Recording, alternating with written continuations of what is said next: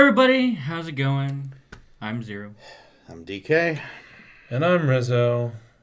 Today on Anime Reaction, we watched a 12 final episode of Keijo!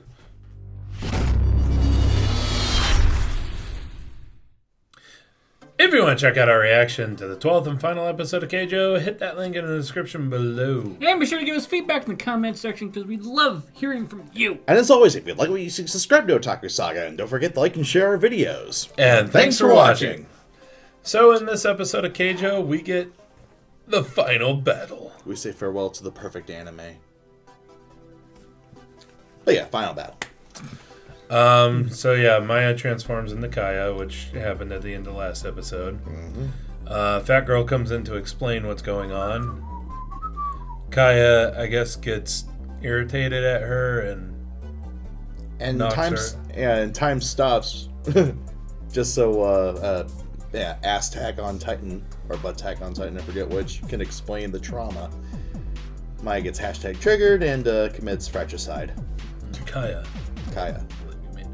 But yeah, she takes her own teammate out, which is bonkers stupid. But I understand the whole fighting anime trope. Gotta prove that the bad guy is badass. Yeah. So naturally, she overpowers the other three that are not named Nozomi. But in the process, we get some fucking hilarious events going on. Gotta say though, if she's like grabbing them with her breasts but using her hands, is that technically using her hands? I think it's more using actually. Well, we've seen other players do this. Yeah. I don't know. It just struck me as really, like, it was really overt in this one. So, like, I could see like sandwiching. I can't believe that this is where I'm at in my life. Right? Explaining boob tactics. I can see like sandwiching them between their arms or whatever, but overtly using their hands to do so, but they're not touching their opponent with their hands. There was that one time on the first match where right at the beginning we had the twins, and one of them jumped like under the jungle gym and whatever and grabbed a foot. Yeah. And that was legal. We get a number of different times where they like grab on. Yeah, I figured it was legal. It's just kind of weird and really, really overt in this particular episode. Because basically every attack that she does, she has to use her hands. True. So that's why I kind of pointed it out in this episode, because it was used so often. But yeah, so in order to show Kaya being really, really awesome, she of course completely warps the other three from Satoshi. She actually beat the other two with Rin by taking her by the head. Yeah. No, it was the other girl. The girl. Oh, it was? Okay. Yeah. Saya? Yeah, Saya. Yeah. But yeah, she grabbed her by the face with her tits and beat a motherfucker with another motherfucker. So is that a non-consensual motorboating? All right, I don't know. No, that would be... At least it's not as bad as in the first episode when... what's her name? Kawaii gives everybody non-consensual ATM. Just saying. Damn. And still more believable than boob hypnosis. Yeah. Actually, all the attacks in this one were more believable than boob hypnosis. Because even the attack that she used to disrupt Nozomi in the first, in the beginning, it would have been using like sound waves, which disrupts the inner ear. And if you clap loudly next to someone, you can actually throw them off balance. Yeah, do it right. That is all it actually takes. So you might be very surprised. Ears are actually some of the most sensitive parts of the body because you got the inner ear fluid, and that governs your balance. But interestingly enough, just a little side topic. So with the new mic setup and the camera stuff, we actually have to sync everything up when we usually do that by a clap. Ah. And sometimes that clap can be powerful enough that my vision actually blurs. Just by mere accident. Actually, true story. I always wear earplugs when I go into crowds. Like if I go to watch a sporting event or something like that. I'm almost always wearing earplugs because when the crowd like really cheers, every fucking time, I get disoriented because the noise is too loud. Yeah. I blame high school, them putting us in that small gymnasium with the entire school. And everybody screams. They have everybody scream. Oh, they're so annoying. Yeah. Anyhow, obviously the actual attack itself was a little bit hyperbole. Yeah. But it's standard Keijo fare. Yeah. It's over the top, very shonen-esque, but with TNA. But probably the most amazing thing that I have, the amazing thing that for me that came out of this episode was the Sonic boobs going against each other. Right. Sonic boobs. Sonic boobs. Sonic boobs. Sonic boobs. Oh god, but yeah, when after all of the Kaya beating the crap out of everybody, When we actually got to the real fight. yeah. Well, other events happened. We got Tiki Puncher, Racupuncture. Or Racupressure, actually. Mm. But, yeah, that was a funny one. So, Kawaii basically uses her diamond hard nipples to hit certain points on Nozomi's body to basically eliminate all of Nozomi's pain and give her a boost. All right. refresh, One up. and then the freaking scarf is. Yeah. I'm not even sure where the hell the scarf came from. She had her hair tied There's a up hair with bow, it. yeah. Oh, really? Yeah. Okay. Yeah, and I actually kind of liked her with her hair down, honestly. Yeah, I kind of like that look too. Hope but- she keeps it in the second season, Yeah. or the story beyond this. But yeah, there's so basically they start fighting. You of course get the whole posturing thing, They're posturing, and then they realize, oh wait, even after half an episode and then this whole opening scene, all of a sudden there are 30 seconds left of this 5-minute match. Yeah, and Nozomi basically asks for Saya to come back out. Maya. Maya. Damn it! All these Saya. Saya's the The jabroni. yeah the EI jabroni girl. from Quick draw boost. Satoji. So there's Saya, Maya, and Kaya. Kaya's the bitch. Okay, so The bitch she asked for personality. Maya to come back out. Right. And basically, there's a really funny scene where the right nipple starts glowing and moving around on its own when she It talks is. out of the right nipple. Funniest depiction of split personalities ever. But yeah, basically, she ends up coming back out, and they have one final confrontation in the last 30 seconds, which is, of course, drawn out. We get the all-out vacuum butt cannon. Versus the heaven and hell. Yeah, heaven and hell. And at first, of course, it's going to look like Maya wins. But then all of a sudden- Nozomi uses the rotational force to come back around and hit her with the nipple that will pierce the heavens. They totally should have named it that.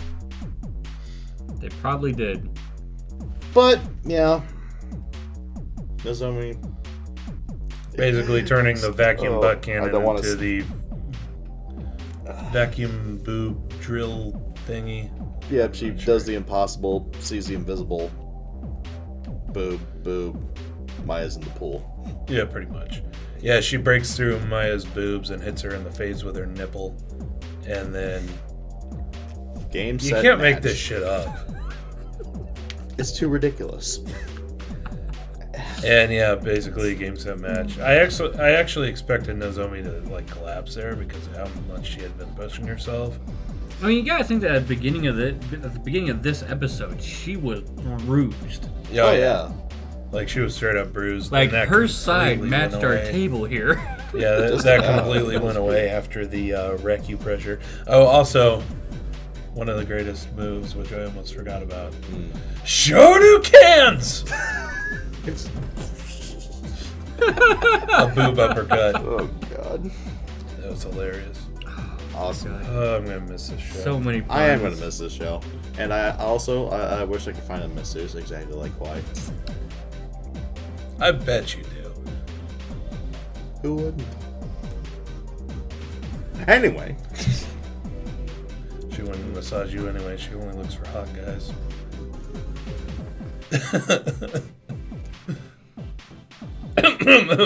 Anyway, yeah, so we get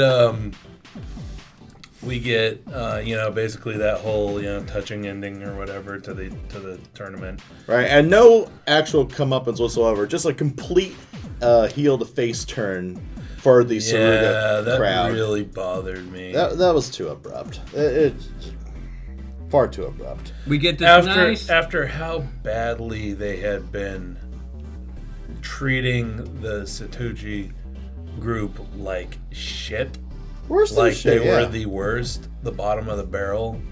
And then all of a sudden we're all buddy with, you know, there was no real transition. It was just boom, match is over, and that's just what they are. Yeah, you get this touching scene with Maya and the her foster mother, the teacher, the bitch. Oh, I thought you were talking about that scene with Alba, that touching scene. Oh, well, That's later. That's later. Later. No, but yeah, you get a quote-unquote touching scene between Maya and her foster mother, which I felt was completely unearned.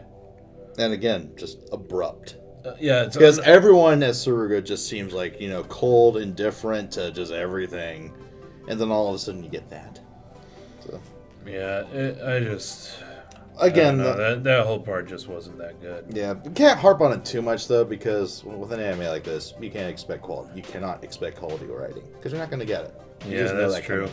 It just, yeah, as I said during the reaction, I really did not care for that subplot at all. Yeah. But I have no care. Then probably I think the worst part was during the party where they're all just buddy or whatever. Right. Especially, you know, Ujibe. Yeah, Ujibe, who was constantly put down by that woman.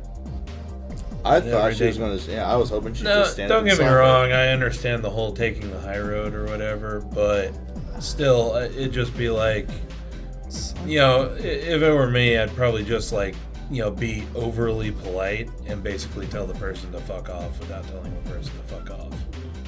Tact. Telling a person to go to hell in such a way that they look forward to the trip. Yes. As much as I enjoy your gratitude right now, you did call me a fat bitch. You did call me a fat bitch, and you did say that we're wasting our students' potential. And what else? That we should just be absorbed into you because we suck so bad? Yeah. Remind me again, who won? Pretty much. Yeah. It just... A whole bunch of unearned things right there, I think. Maybe not so much like unearned. The development would have been nice. It was just too sudden. And the other inconsistency, Maya's fucking dress. Yeah, that was... So, the only reason why I have a problem with this is everybody else. It is very obviously a uniform dress. All of the people from Nozomi's school is all in green. Every single fucking one of them. Rather unflattering dresses at that. Yeah, like mint green. Every nursing home one. green. And then, on the opposite side, they are all in... Sort of reddish, pinkish. Reddish pink, right? And then one of them says, oh yeah, Maya decided to just go to her bedroom and just sleep the party off. And then she shows up in a random blue dress. I wish we could wake up that quickly and just be like ready for a party and just be like, sup. You kidding? That's how I wake up every day. Instant tuxedo. Shut up. Shut up. Funny, I don't recall your name being Neil Patrick Harris. Suit up. Anyway, you wake up quick? You wake up? Will you wake up? The secret is I'm totally asleep right now. That's no secret. We're always tired. But yeah, the Maya's blue dress kind of clashing there. But you do have a nice... my only problem is she is the only person who gets her own distinct dress. Fair enough. My big problem was Nozomi's swimsuit. After she unleashes the all-out... most inconsistent fucking swimsuit ever. Okay, so final attack. She rips it off. Just she completely. rips the left side of her top. Yep. And the next frame, it appears fixed. With like a slight rip on the right side. And then the next frame is completely gone, covered by her hair. Well, I wouldn't say frame, but next... Or next, like, scene that shows her. Next, like, close-up. Yeah, but then next, after like, that, camera change. the whole suit is fixed, and you don't even see the rip on the right side. What the fuck? Pick one. And then next time, it's completely torn. And then next time, it's completely fixed. It was so inconsistent the entire time. And here's the thing, it's not a small detail. It's supposed to be a fan service element. It's supposed to be what you're looking at. And the animators fucked it up. Very clearly, No. the key animators were not on the same page. No, no one got the memo there. I do believe it was an in-joke.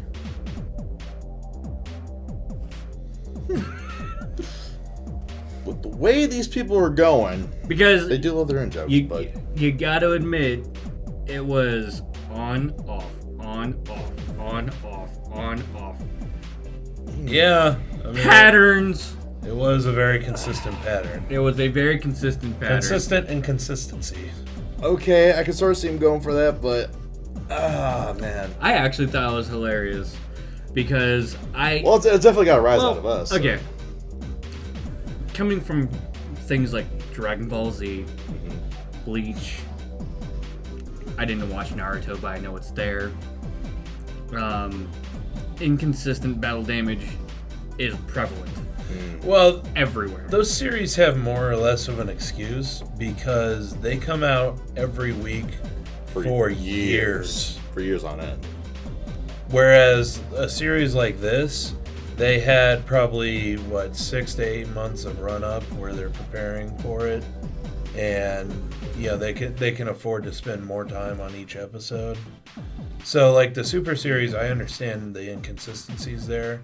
You're just gonna get that when you have such a frantic pace of production. But for these series, I don't think that that's acceptable. It happens, but it really shouldn't. With everything else that's in this anime, that is just referenced everything. It is reference heavy. So I would not doubt if that was a very subtle in-joke. I would hope it is. And at the same time, you gotta think, in the Blu-rays it might be different because you don't want to have arbitrary censorship. You don't want to have the black lines. Or the unnatural beams of light. Yeah.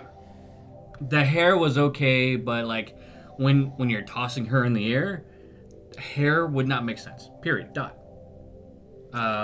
At this rate, I would hope it's an in-joke, but with how a lot of final episodes of anime could go, especially we got the feeling that maybe they rushed it. That's why they put the beginning, the little exposition scene back in the beginning for this one. Maybe it was human error after all. I don't feel that that's why they put it in there. I just felt that like they animated it and then realized that they needed another 30 seconds. But they didn't want to put the intro back in. Well, the intro is a minute and 30 seconds. Yes. They literally couldn't put the intro back in. So they had to put something there, and they had this nifty little, stock footage intro. Because otherwise, they probably would have just done like a quick recap or something. Yeah. Well, which they did anyway at the end of the previous episode. Yeah. Well, so there was another thing that I want to point out that people who read the manga would know, but was never once, ever mentioned in this anime until now. and that was Kawaii talking about them introducing her to some hot Keijo engineers.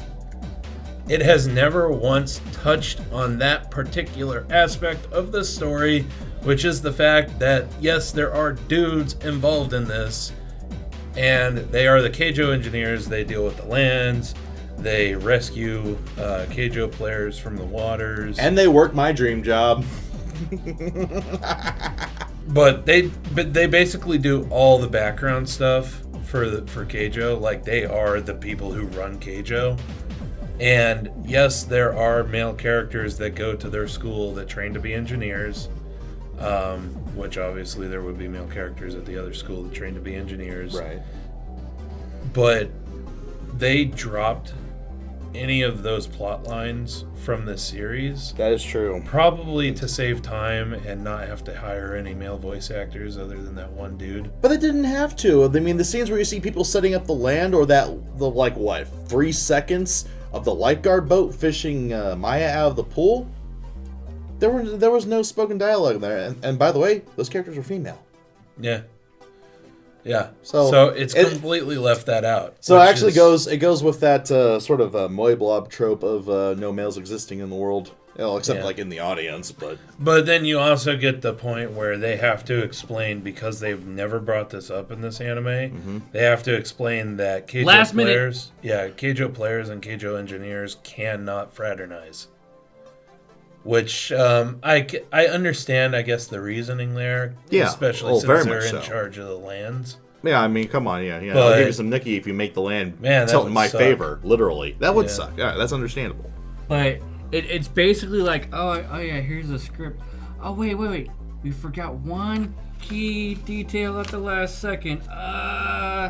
Let's just roll. Yeah, let's just throw in a line to right explain it real quick. I don't know why, but that bothered me more than anything in this episode. Yeah, even Nozomi's swimsuit. Damn. Because I knew about that plot line from like episode 2. Because somebody in the comments explained it, and then I went and read some of the manga. So that was bullshit.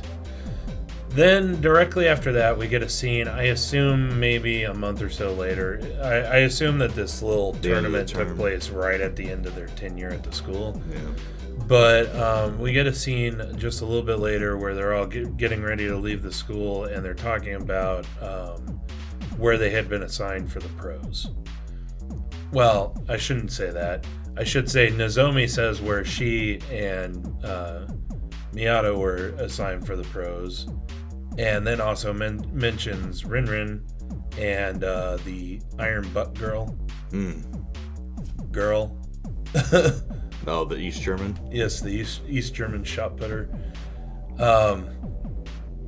But basically she mentions, she's in B class.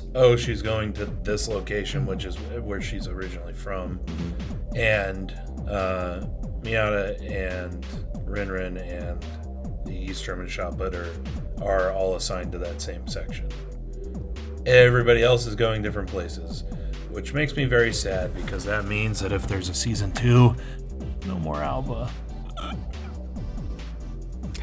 Always getting shafted.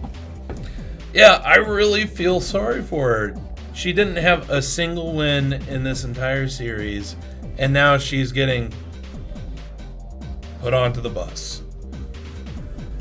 Like, I assume that she'll probably show up at some point in the pro arc, but I can't see that she'd have a chance, because she'd probably show up as an enemy. Okay. The best they could probably do at this point is follow Nozomi and Miata up through the ranks. They maybe get promoted, and then they face off against Alba, because that way you know she's made her way up as well. Yeah. But it still wouldn't show her win ever. No. Yeah. I just feel sorry for her, because even fucking Known gets a win. However bullshit it is. Known, the fucking useless one. The one who is literally shit at Keijo. She is the worst. I may feel strongly about this. Just a little. Just a little.